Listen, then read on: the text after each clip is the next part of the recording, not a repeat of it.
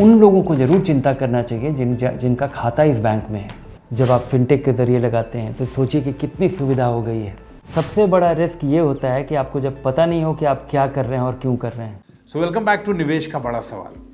आजकल आप देख रहे होंगे पेटीएम को लेकर हर तरफ खूब चर्चा कर रहे हैं लोग। थोड़ा पैनिक में भी हैं, परेशान भी हैं लगातार पेटीएम से जुड़ी खबरें आने को लेकर।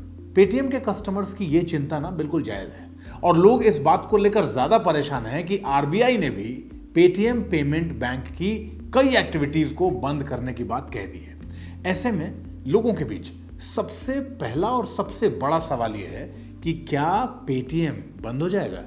तो चलिए पेटीएम से जुड़ी खबर को लेकर आज आपकी सारी कंफ्यूजन और आपके हर प्रश्न का आसान भाषा में उत्तर देने के लिए हमारे साथ हैं धीरेन्द्र सर।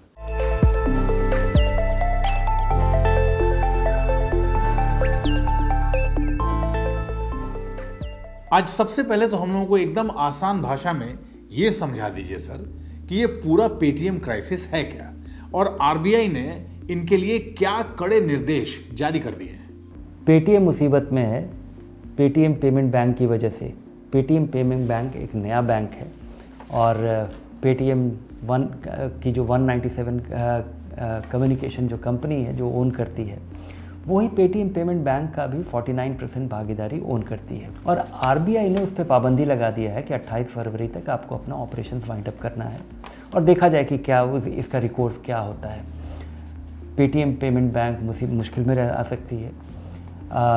लोग और उन लोगों को ज़रूर चिंता करना चाहिए जिनका खाता इस बैंक में है, क्योंकि अगर आरबीआई कह रहा है कि वो इस पेमेंट बैंक पे कार्रवाई कर सकती है और इनको अपना ऑपरेशंस या उनको अपना ट्रांजैक्शन उन लोगों के ज़रिए वाइंड अप करना चाहिए, तो केवल उन्हें चिंता करना चाहिए। अदरवाइज़ पेटीएम जो है एक इंटरमीडियरी है। इसके ज़रिए आप म्यूचुअल फंड खरीदते हैं, इसके ज़रिए आप शेयर खरीदते हैं, इसके ज़रिए सिनेमा का टिकट खरीदते हैं, इसके ज़रिए आप अपना पैसा किसी दूसरे आदमी को आप ट्रांसफ़र करते हैं या तो आपको चिंता करने की ज़रूरत नहीं है। तो सर आज की सिचुएशन में जो इन्वेस्टर्स का पैसा है वो पेटीएम मनी के साथ सुरक्षित है?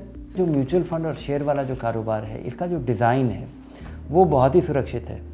सेबी ने ये इंतज़ाम कर दिया है कि स्टॉक ब्रोकर को पैसा देने की ज़रूरत ही नहीं है अगर आप म्यूचुअल फ़ंड खरीदते हैं तो, क्योंकि जब आप म्यूचुअल फ़ंड खरीदते हैं तो आपका पैसा सीधा आपके खाते से कटता है और स्टॉक एक्सचेंज के क्लियरिंग कॉरपोरेशन में जाता है अगर आप किसी ब्रोकर के ज़रिए खरीद रहे हैं। अगर किसी और के ज़रिए खरीद रहे हैं तो वो सीधा फ़ंड कंपनी के खाते में जाता है और बीच में ये कहीं पे भी ये पैसा बैठता नहीं है, ये किसी और के पास जा नहीं सकता है।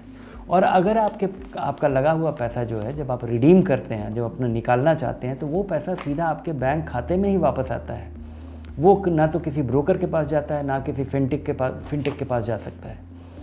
तो म्यूचुअल फंड में लगाया हुआ पैसा तो आपका पूरी तरह सुरक्षित है। वैसे ही जब आप शेयर खरीदते हैं तो आपका पैसा जाता है स्टॉक ब्रोकर के पास। स्टॉक ब्रोकर के ज़रिए आप कोई ऑर्डर प्लेस करते हैं और आपके खाते में वो शेयर आ जाता है। इसका आपके पास एसएमएस आता है, आपका जो ब्रोकर के पास पैसा पड़ा हुआ है उसमें से वो पैसा घट जाता है और आपके डीमैट अकाउंट में वो शेयर्स आ जाते हैं। अभी हाल फिलहाल ये भी नियम बना है कि स्टॉक ब्रोकर के पास जो कुछ भी पैसा है वो हर महीने आपके पास महीने के आखिरी में वो स्टॉक ब्रोकर आपका पैसा वापस कर देगा। आपके बैलेंस, आपका जो कैश बैलेंस है वो ज़ीरो होना चाहिए। जो सिक्योरिटीज़ मार्केट है उसमें जो आम लोगों का जो ताल्लुक़ होता है, आप म्यूचुअल फंड खरीदते हैं, शेयर खरीदते हैं, उसको काफ़ी हद तक सुरक्षित किया गया है और इसको इंटरमीडिएशन से और उस पर पेटीएम बैंक पेमेंट बैंक के में जो भी झंझट हो उससे आप काफ़ी हद तक इंसुलेटेड हैं। तो सर सबसे आखिर में अब ये बता दीजिए कि आने वाले समय में इस तरह की कोई अगर क्राइसिस वाली सिचुएशन आती है तो उसके मद्देनज़र डूज एंड डोंट्स क्या होने चाहिए? इस तरह की चीज़ों से बचने का कोई उपाय नहीं है। जब आप फिनटेक के ज़रिए लगाते हैं तो सोचिए कि कितनी सुविधा हो गई है।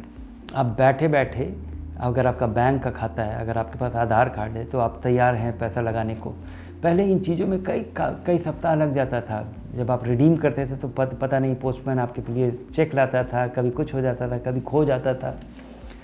आज वैसे तो इस सुविधा के एवज़ में आपको इस तरह के रिस्क का सामना करना पड़ेगा, लेकिन ये कोई बड़ा रिस्क नहीं है।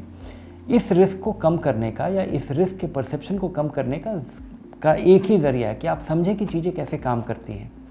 और अगर आप ये समझेंगे तो इसका एक ख़ास फ़ायदा ये होगा कि अगर आपको कोई उटपटांग या कुछ उटपटांग तरीके का चीज़ या कोई उटपटांग तरीके की स्कीम में आपको कोई ले जा रहा हो तो आप उससे भी बच पाएंगे।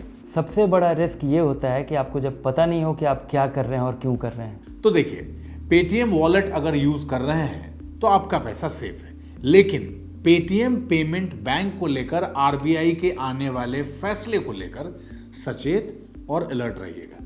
और इससे जुड़ा या फिर अपने निवेश से जुड़ा कोई भी सवाल हो तो बेझिझक और बेधड़क धनक से पूछ लीजिएगा, और अपने प्रश्नों के उत्तर के लिए धनक को आज और अभी सब्सक्राइब कर लीजिएगा।